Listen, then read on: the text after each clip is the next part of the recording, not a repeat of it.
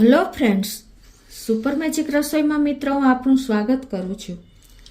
આજે હું પાવભાજીનો મસાલા પાવડર તમારી સાથે શેર કરું છું, એટલે કે પાવભાજીનો મસાલો। તો તમને ચોક્કસ આ વિડીયો ઉપયોગી થશે। તમને ગમે તો લાઈક કરજો, શેર કરજો અને સબસ્ક્રાઈબ કરવાનું તો ભૂલતા જ નહીં। તો મિત્રો, આમ પાવભાજીનો મસાલો તમે જો ઘરે એકવાર બનાવશો ને તો તમે બહારના મસાલાના પેકેટ લેવાનું ભૂલી જશો। એટલો સરસ ટેસ્ટી અને એકદમ યુનિક આ મસાલો આપણે ઘરે તૈયાર થશે। તો એના ઇન્ગ્રેડિયન્ટમાં મિત્રો જો તમને બતાવી દઉં। એમાં મેં મેથી લીધી છે, આખા ધાણા લીધા છે, આખા મરી છે, આખી વરિયાળી છે અને આખું જીરું છે। અને સૂકા મસાલામાં મેં લાલ મરચાં લીધા છે, લવિંગ છે, એલચો છે, બાદિયા છે, તજ છે, તેજ પત્તા છે અને કસૂરી મેથી છે। અને આપણે રૂટીન મસાલા છે, લાલ મરચું છે, હળદર છે અને સ્વીટ પાવડર છે, આમચૂર પાવડર છે અને સંચર પાવડર છે। મિત્રો, આ મસાલા બધા આપણે ઘરમાં અવેલેબલ જ છે। તો આપણે ઘરે મસાલો બનાવીને તો મિત્રો લાંબો ટાઈમ સુધી એવો ને એવો રહે છે। તો હવે આપણે બનાવવાનું ચાલુ કરીએ। તો હવે આપણે પહેલાં તો શું કરવાનું છે, ગેસ ઓન કરી અને ગેસની ફ્લેમ મિત્રો આપણે સ્લો રાખશું। અને કોઈ પણ પેન તમે લઈ શકો છો। અત્યારે હું નોનસ્ટિક પેન લઉં છું। તો એમાં હવે આપણે આ બધા મસાલા સ્લો ફ્લેમ ઉપર જ રોસ્ટ કરવાના છે। તો પહેલાં તો આપણે આ 1 ચમચી મેથી લેશું। આખી મેથી છે મિત્રો। આ મેથી તમે એવોઇડ ન કરતા। ઘણા લોકો એમ કહે છે કે મેથી આપણે ન નાખી તો ચાલે, પણ આને હિસાબે ટેસ્ટ બહુ સરસ આવે છે। અને 3 ચમચી આપણે આખા ધાણા લીધા છે, 2 ચમચી આપણે આખું જીરું, 1 ચમચી આખી વરિયાળી છે। હું તમને મેજરમેન્ટ સાથે જ બતાવું છું। અને 1 ચમચી આપણે આખા મરી લીધા છે। અને હવે એમાં આપણે આ બધા સૂકા મસાલા પણ નાખી દેશું। એમાં આપણે 1 એલચો નાખશું, 10 દાણા મેં લવિંગના લીધા છે એ નાખશું, અને આ 2 ટુકડા મેં તજના લીધા છે ને એને આપણે આ રીતે કટ કરીને નાખી દેશું, એટલે એકદમ સરસ રોસ્ટ થઈ જાય। અને 2 બાદિયાના મેં ફૂલ લીધા છે, 2 તજ પત્તા છે ને એના પણ આપણે ટુકડા કરી લેશું આ રીતે।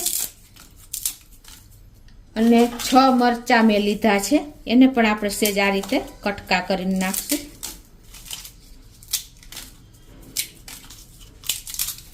અને હવે આ બધું આપણે સ્લો ફ્લેમ ઉપર જ રોસ્ટ કરવાનું છે। અને આમાં કોઈ ઉતાવળ નથી કરવાની મિત્રો। જ્યાં સુધી તમારા જીરું અને ધાણાનો કલર ચેન્જ થાય ને ત્યાં સુધી તમારે આને રોસ્ટ કરવાનું છે। આની અરોમા એકદમ સરસ શેકાઈ જશે ને એટલે બહુ સરસ સ્મેલ આવશે। આમાં જરાય તમે ઉતાવળ ન કરતા, કેમ કે જો સેજ પણ કચાશ રહેશે ને તો પણ તમારો મસાલો બગડવાના ચાન્સીસ છે। નાની નાની બાબત તમે ધ્યાનમાં રાખજો મિત્રો। આ રીતે જો આપણે એકદમ સ્લો ફ્લેમ ઉપર કન્ટિન્યુ ચલાવતા જ રોસ્ટ કરવાનો છે। અને જુઓ મિત્રો, આ ઘરે બનાવેલા મસાલા મિત્રો તમારે ક્યારેય તમને એની ટાઈમ તમે એનો ઉપયોગ કરી શકશો। એટલા સરસ આપણા મસાલા એકદમ શુદ્ધ બને છે। અને આપણને કિંમતમાં પણ 1 ભાગમાં જ પડે છે, કેમ કે આપણે બહારથી મસાલા લઈને તો આપણને બહુ કોસ્ટલી પડે છે। તો આ રીતે મિત્રો આપણે ખાલી બધા ઇન્ગ્રેડિયન્ટ જ ભેગા કરવાના હોય છે। બાકી તમે ઘરે મસાલો બનાવશો ને તો તમે બહારનો મસાલો લેતા બંધ થઈ જશો। એટલો સરસ આ મસાલો બને છે। આની પહેલાં પણ મેં તમને શાકનો મસાલો છે, ચાનો મસાલો છે, એ બધા પણ મેં મારા વિડીયોમાં મૂકેલા છે, તો તમે જોઈ લેજો। તો મિત્રો, જો આપણે 3 થી 4 મિનિટ થઈ છે સ્લો ફ્લેમ ઉપર શેકતા જુઓ, અને કલર પણ ચેન્જ થઈ ગયો છે આપણા ધાણાનો અને જીરુંનો। જુઓ તમને ખ્યાલ પણ આવી જતો હશે। અને બધા મસાલા આપણા એકદમ સરસ માઇનોર સરસ શેકાઈ ગયા છે, જેવા જોઈએ એવા। હવે આ સ્ટેજે શું કરશું આપણે, હવે આપણે ગેસ બંધ કરી દઈશું। અત્યારે કિચનમાં એકદમ સરસ બધા મસાલાની સ્મેલ આવી રહી છે મિત્રો। હવે આપણે ગેસ બંધ કરી દીધા પછી આપણે જ્યાં કસૂરી મેથી લીધી છે મેં 1 ચમચી, એ આપણે આમાં નાખી દેશું અને એને આપણે આ રીતે થોડીક ફેરવી લેશું। એટલે જો તમારે કસૂરી મેથી સેજ પેલી થઈ ગઈ હોય ને હવાઈ ગઈ હોય તો આમાં સરસ રોસ્ટ થઈ જશે અને આની સાથે મેચ પણ થઈ જશે. તો મિત્રો જો આપણે આ રીતે અડધી મિનિટ જેવી આપણે કસૂરી મેથી ગેસ બંધ ગેસે જ આપણે પેનમાં નાખી દીધી હતી અને આવી રીતે ફેરવી લીધી છે. હવે આપણે એને એક પ્લેટમાં કાઢીને આને ઠંડો થવા દેશું.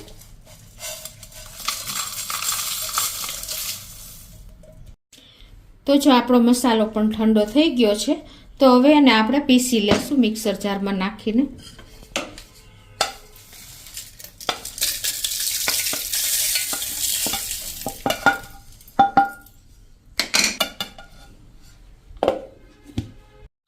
તો આ રીતે જો આપણે અધકચરો પહેલાં પીસી લેવાનો છે અને હવે એમાં આપણે આ રૂટીન મસાલામાં અડધી ચમચી જેવી આપણે હળદર નાખી દેશું અને 1 ચમચી આપણે કાશ્મીરી લાલ મરચું નાખશું.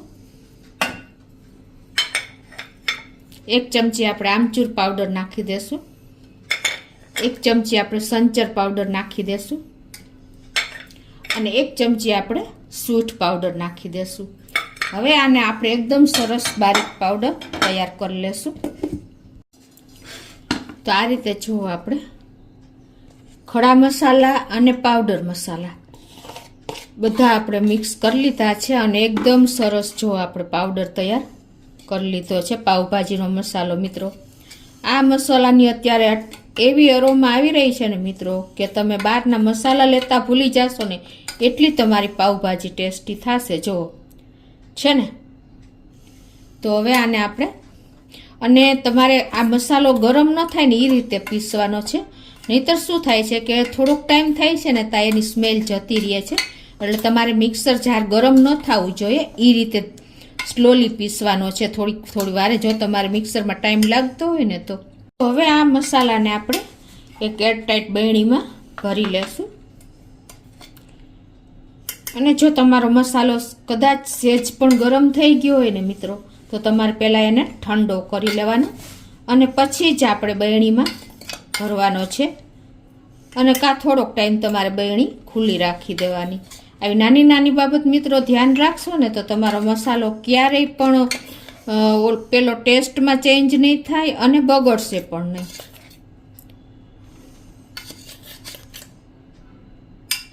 તો આ રીતે મિત્રો જો આપણે પાવભાજીનો મસાલાનો એરટાઈટ બરણીમાં ભરી લેવાનો છે. આને તમે 1 મહિનો સુધી બહાર રાખી શકો છો.